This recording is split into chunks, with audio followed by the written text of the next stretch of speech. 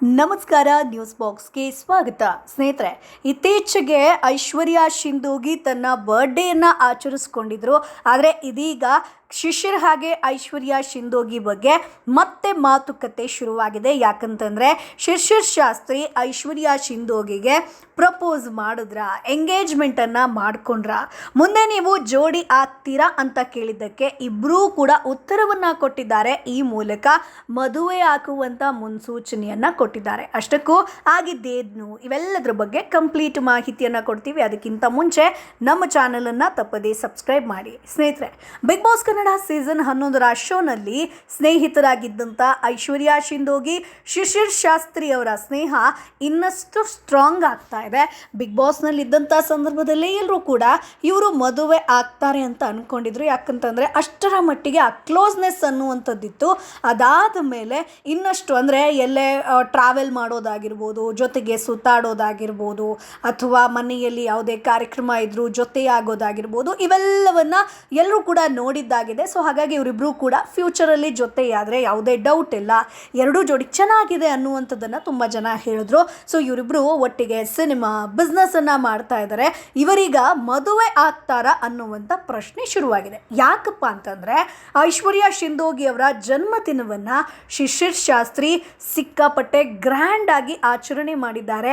Grand ಅಷ್ಟೇ ಅಲ್ಲ, ಮೆಮೊರಿಯೇಬಲ್ ಆಗಿ ಕೂಡ ಮಾಡಿದ್ದಾರೆ.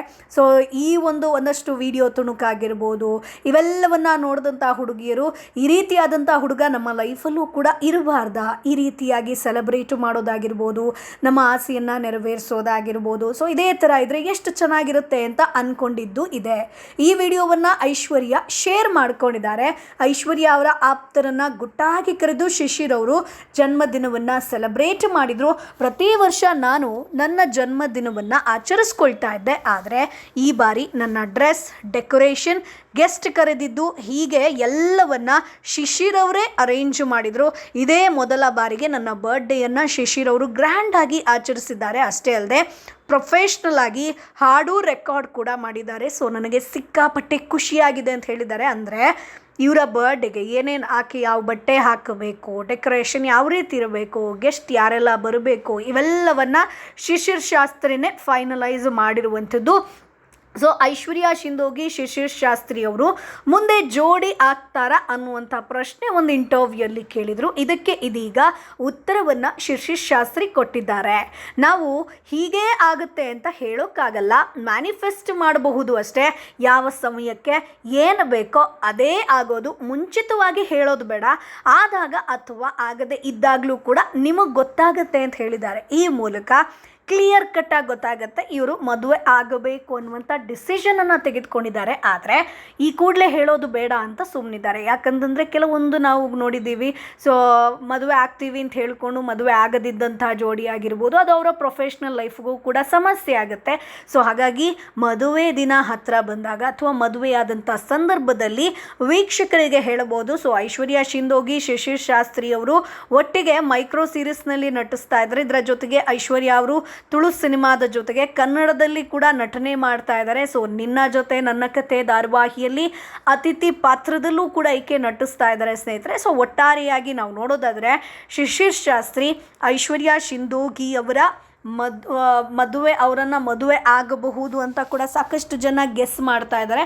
ಅದರ ಜೊತೆಗೆ ಬರ್ಡೇ ಅಂತ ಬಂದಾಗಲೂ ಕೂಡ ತುಂಬ ಅದ್ಧೂರಿಯಾಗಿ ಈಕೆಯ ಬರ್ಡೇಯನ್ನು ಸೆಲೆಬ್ರೇಟ್ ಮಾಡಿದ್ದಾರೆ. ಸೊ ಆ ಒಂದು ವಿಚಾರ ಅಂತ ಬಂದಾಗಲೂ ಕೂಡ ತುಂಬ ಜನ ಇಷ್ಟಪಟ್ಟಿದ್ದಾರೆ. ಅಂದರೆ ಐಶ್ವರ್ಯ ಶಿಂದೋಗಿ ತಮ್ಮ ಇನ್ಸ್ಟಾಗ್ರಾಮ್ ಖಾತೆಯಲ್ಲಿ ಅದನ್ನು ಹಾಕ್ಕೊಂಡಿದ್ರು, ಅಂದರೆ ಯಾವ ರೀತಿ ಬರ್ಡೇ ಸೆಲೆಬ್ರೇಷನ್ ಇತ್ತು ಅನ್ನುವಂಥ ವಿಚಾರವಾಗಿ. ಸೊ ಇದನ್ನು ನೋಡಿದಂಥ ವೀಕ್ಷಕರು ಮುಂದೆ ನೀವು ಜೋಡಿ ಆಗ್ತೀರಾ ಅನ್ನುವಂಥ ಪ್ರಶ್ನೆಯನ್ನು ಮಾಡ್ತಾರೆ. ಈ ಮೂಲಕ ಇಂಡೈರೆಕ್ಟಾಗಿ ಶಿಶಿರ್ ಶಾಸ್ತ್ರಿ ಇದೀಗ ಉತ್ತರವನ್ನು ಕೊಟ್ಟಿದ್ದಾರೆ ಸ್ನೇಹಿತರೆ. ಅದಾದ ಮೇಲೆ ಐಶ್ವರ್ಯ ಶಿಂದೋಗಿ ಅವರ ಒಂದು ಇಂಟರ್ವ್ಯೂಲ್ಲೂ ಕೂಡ ನೀವು ನೋಡ್ಬೋದು, ಅಲ್ಲೂ ಕೂಡ ಆಕೆಯ ಮನೆಯಲ್ಲೂ ಕೂಡ ಶಿಶಿರ್ ಶಾಸ್ತ್ರಿ ಇದ್ದರು. ಸೊ ಹಾಗಾಗಿ ಇವರಿಬ್ಬರು ಕೂಡ ಜೊತೆಗೆ ಇದ್ದಾರೆ. ಸೊ ಮುಂದೆ ಇವರು ಮದುವೆ ಆದರೂ ಅಚ್ಚರಿ ಇಲ್ಲ ಅನ್ನುವಂಥ ಮಾತುಗಳು ಕೇಳಿ ಬರ್ತಾ ಇದೆ. ಸೊ ಸ್ನೇಹಿತರೆ, ನಿಮ್ಮ ಪ್ರಕಾರ ಐಶ್ವರ್ಯ ಶಿಂದೋಗಿ ಆಗಿರ್ಬೋದು, ಶಿಶಿರ್ ಶಾಸ್ತ್ರಿ ಮದುವೆ ಆಗ್ತಾರೆ ಅಂತ ಅನಿಸುತ್ತಾ?